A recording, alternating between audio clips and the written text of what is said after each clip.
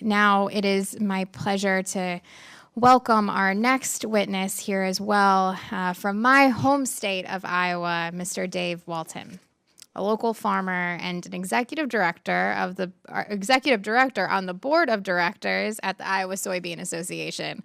Happy to have you here. And Dave actually farms with his wife and his two sons. And in addition to growing soybeans and corn, he also raises beef, cattle, and sheep, and owns a small seed company in their hometown, as well as a new trucking company that they started up with their two sons to make sure that there was opportunities for his sons to come back to the farm when right now folks all across Iowa know that things are tough right now in rural Iowa, given the ongoing trade war and retaliatory tariffs. And, but there's plenty to do. And I know, Mr. Walton, you give me hope every day. It's folks like you that I go back to Iowa and chat with that again, always give me hope even when things are tough. And I'm just very grateful for you to be here today and to tell your story. So thank you very much, Mr. Walton.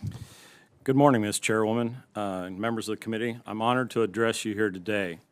Thank you for inviting me to speak as we recognize the positive impact of entrepreneurs and small business owners. It's truly an honor to speak on behalf of millions of hardworking farm families who are an important segment of the small businesses of America.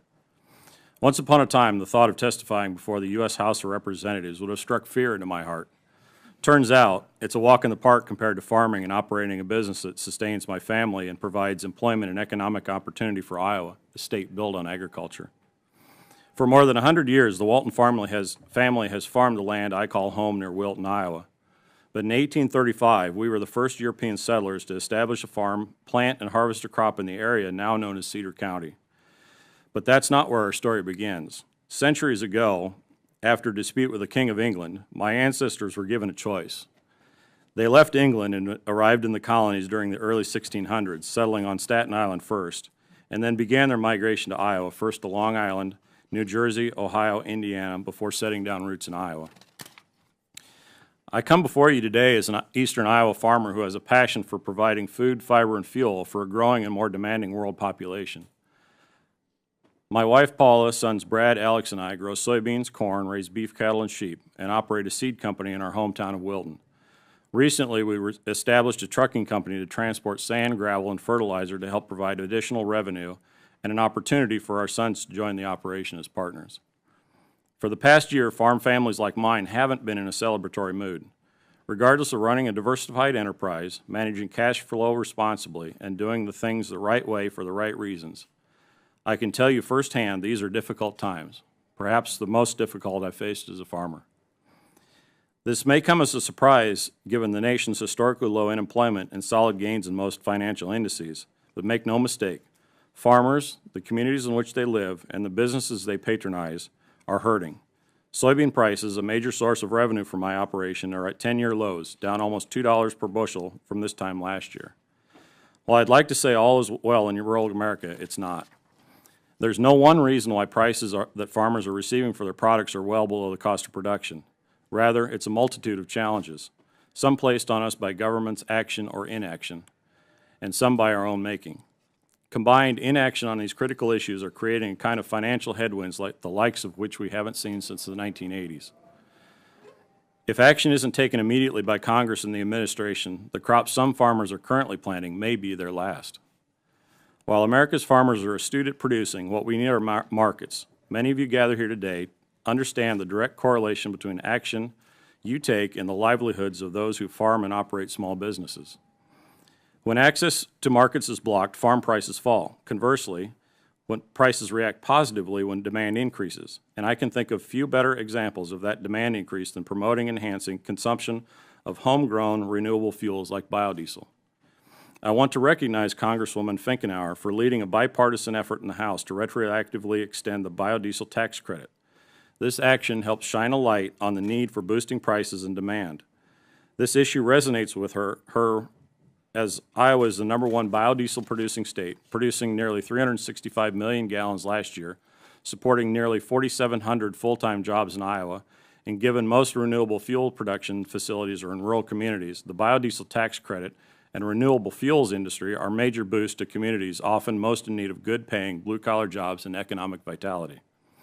For our farm, biodiesel production adds 63 cents to the market value of every bushel of soybeans, or about 40 cents or $40 an acre, by generating greater demand for the oil found in each soybean. That's an additional $40 an acre across my farm that would enable us to reinvest an extra $12,000 this year into an operation to update machinery like a 20-year-old tractor that's wearing out, or invest in technology to continue to improve our efficiency.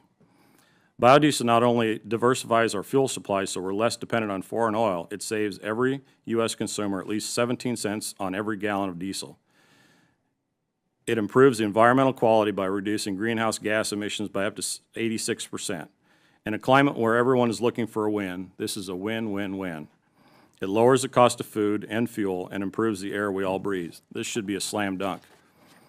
Continued inaction on this topic is unacceptable. If Congress doesn't extend the biodiesel and renewable diesel tax incentive, small businesses like mine and the biodiesel producers in our small towns will continue to suffer.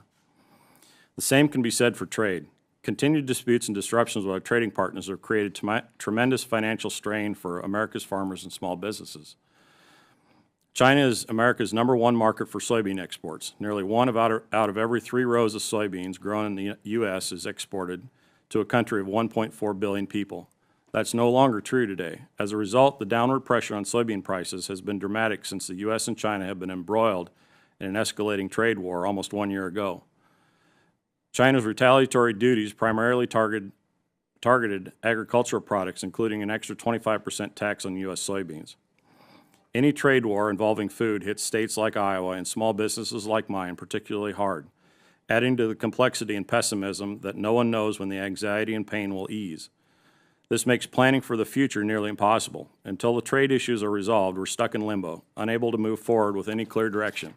I can tell you this is not an enviable position for any business owner. We thrive when the future is clear and barriers are removed. It's my sincere hope that these issues will be resolved quickly so many more generations of Waltons can continue this 400-year journey of farming in this great country. I look forward to continuing the conversation and stand ready to assist you and your colleagues in crafting solutions and moving this issue across the finish line.